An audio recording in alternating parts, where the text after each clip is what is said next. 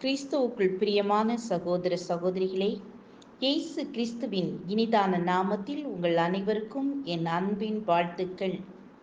கடந்த 5 மாதங்கள் நம்மை பாதுகாத்து இந்த 6வது மாதத்தையும் காண செய்த தேவனை நாம் நன்றியோடு ஸ்தோத்தரிப்போம்.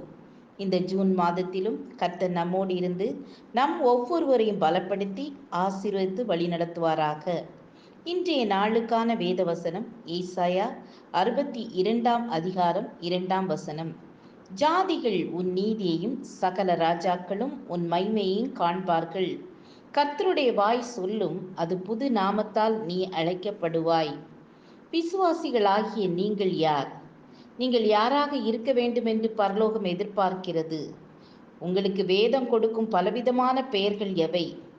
கர்த்தர் உங்களுக்கு புதிய நாமம் கொடுப்பதின் இரகசியம் என்ன? கிறிஸ்துவுக்குள் நீங்கள் யார்? இவற்றையெல்லாம் சிந்தித்து பாருங்கள்.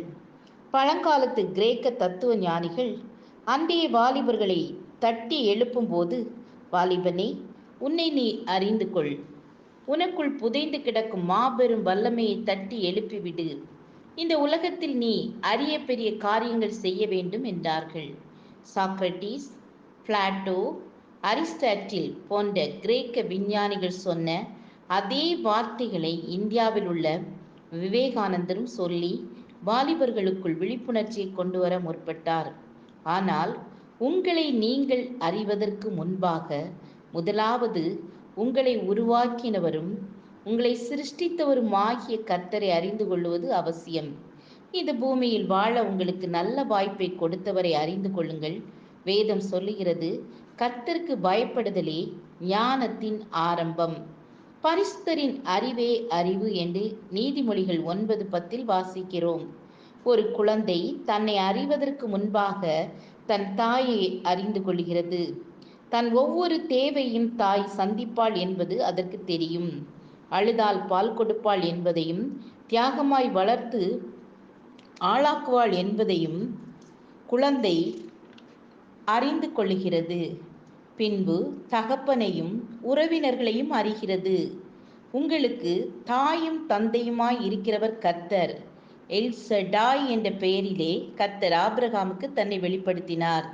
ஆம் என கண்பானவர்களே, நீங்கள் உன்னதமான தேவனுடைய பிள்ளைகள். கர்த்தர் உங்களை விசேஷமானவர்களாய் காண்கிறார். நீ கர்த்தருடைய கையில் அலங்காரமான கிரீடமும் உன் தேவனுடைய கரத்தில் ராஜ முடியுமாயிருப்பாய் என்று ஏசாயா 62:3 வாசிக்கிறோம். ஜெபம் செய்வோம்.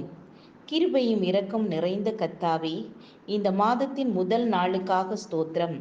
இந்த மாதம் முழுவதும் எங்கள் ஒவ்வொருவரையும் பாதுகாத்து ஆசீர்வதித்து எங்கள் தேவைகளை சந்தித்து கர்த்தர் வழிநடத்தப் போகிறதற்காக உம்மை நன்றியோடு ஸ்தோத்தரிக்கிறோம். இயேசுவின் நாமத்தில் பிதாவே, ஆமேன், ஆமேன். God bless you.